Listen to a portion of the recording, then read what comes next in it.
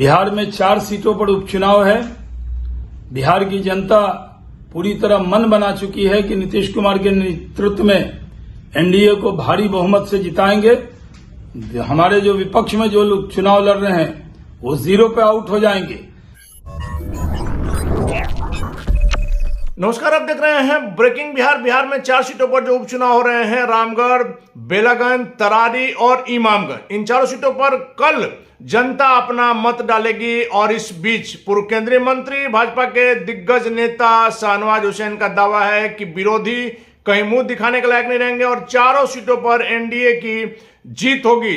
लगातार आपको हमने दिखाया है कि एनडीए से लेकर के महागठबंधन के तमाम बड़े नेता क्षेत्र में घूम रहे थे और दोनों गठबंधन ने जहां अपनी पूरी ताकत लगा दी, वहीं प्रशांत किशोर की भी एंट्री जो है वह मामले को दिलचस्प बनाए हुए और प्रशांत किशोर की भी अग्नि परीक्षा है कि जनता उनकी बातों पर कितना भरोसा कर पाती है। वैसे में पूर्व केंद्रीय मंत्री शाहनवाज हुसैन का जो यह दावा है उसमें कितनी सच्चाई है तो 23 तारीख को पता चलेगा। फिलहाल झारखंड से लेकर के महाराष्ट्र के चुनाव तक में शाहनवाज हुसैन का दावा है कि जिस प्रकार से हरियाणा में हमारी जीत हुई वही जीत फिर से दोहराया जाएगा। आप सुनिए क्या कुछ कहा पूर्व केंद्रीय मंत्री शाहनवाज हुसैन।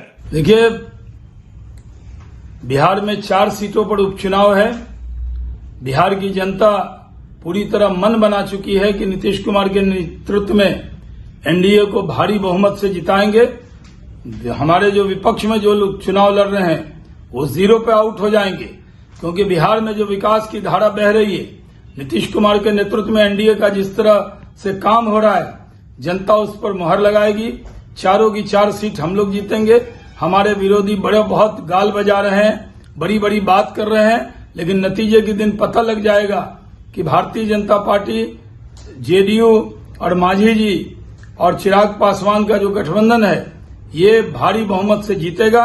नीतीश कुमार जी के काम पर जनता मुहर लगाएगी। देखिए, झारखंड और महाराष्ट्र में चुनाव हो रहे हैं। झारखंड और महाराष्ट्र में भी हरियाणा की तरह अपार बहुमत से हम लोग जीतेंगे।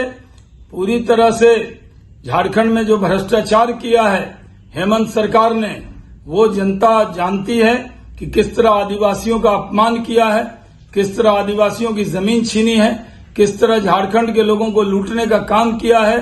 भ्रष्टाचार में जेल गए थे हेमंत सोरेन और वो जेल से निकलकर इस तरह का व्यवहार कर रहे हैं जैसे कोई फ्रीडम फाइटर हो, और उनको ये मालूम नहीं है कि सबको मालूम है कि भ्रष्टाचार के वो प्रतीक हैं और भ्रष्टाचार वाली वो सरकार चला रहे हैं। इसलिए झारखंड में भारी बहुमत से वहां पर भारतीय जनता पार्टी के नेतृत्व में हम लोग चुनाव जीतेंगे और महाराष्ट्र में भी फिर से विजय पताका हम लोग फहराएंगे।